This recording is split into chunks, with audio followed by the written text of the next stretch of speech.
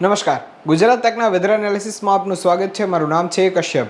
હાલ ગુજરાતની અંદર જે વરસાદી સિસ્ટમ છેલ્લા 3 થી 4 દિવસ થયા, એટલે કે 6 તારીખથી જે વિરામ લઈ લીધો હતો અને એકેય જગ્યાએ વરસાદ નોંધાતો ન હતો, તે હવે ધીમે ધીમે કરીને છૂટાછવાયા વરસાદની ગુજરાતમાં શરૂઆત થઈ ગઈ છે. ત્યારે આજે તારીખ થઈ છે 11 અને 11 તારીખ માટે જે ચાર્ટ બતાવવામાં આવ્યો છે તે પ્રમાણે ઉત્તર ગુજરાત હોય, મધ્ય ગુજરાત હોય અને દક્ષિણ ગુજરાત હોય, આ તમામમાં જે ડાર્ક બ્લુ કલરની અંદર તમામ જિલ્લાઓ જોઉં છો, એટલે બનાસકાંઠાથી લઈને છેક નીચે દાદરા અને નગર હવેલી સુધીમાં મોટા ભાગના સ્થળોએ ગાજવીજ સાથે હળવાથી મધ્યમ વરસાદની આગાહી કરવામાં આવી છે.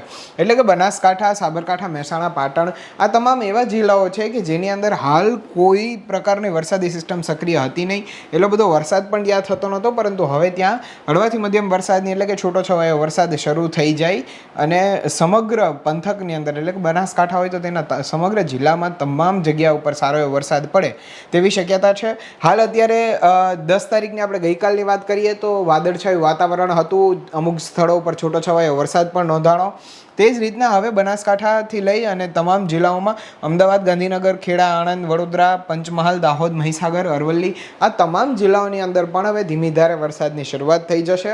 11 તારીખથી એક નવી સિસ્ટમ પણ સક્રિય થઈ છે, જેને લઈને હવે ગુજરાતમાં ફરી એક વખત મેઘરાજા મહેરબાન થઈ તેવી શક્યતાઓ છે.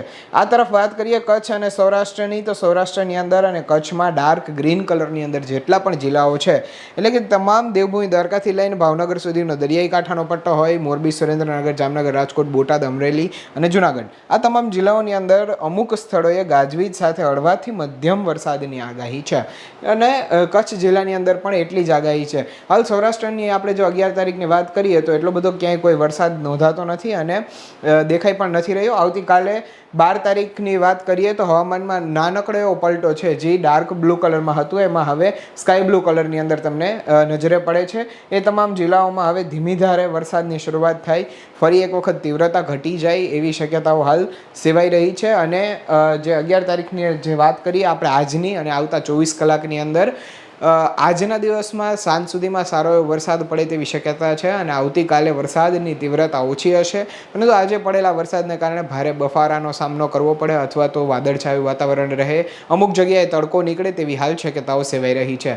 તમારા તાલુકાની અંદર વરસાદ છે કે નહીં તે અમને કોમેન્ટ કરીને ચોક્કસથી જણાવજો. મને આપશો રજા. નમસ્કાર.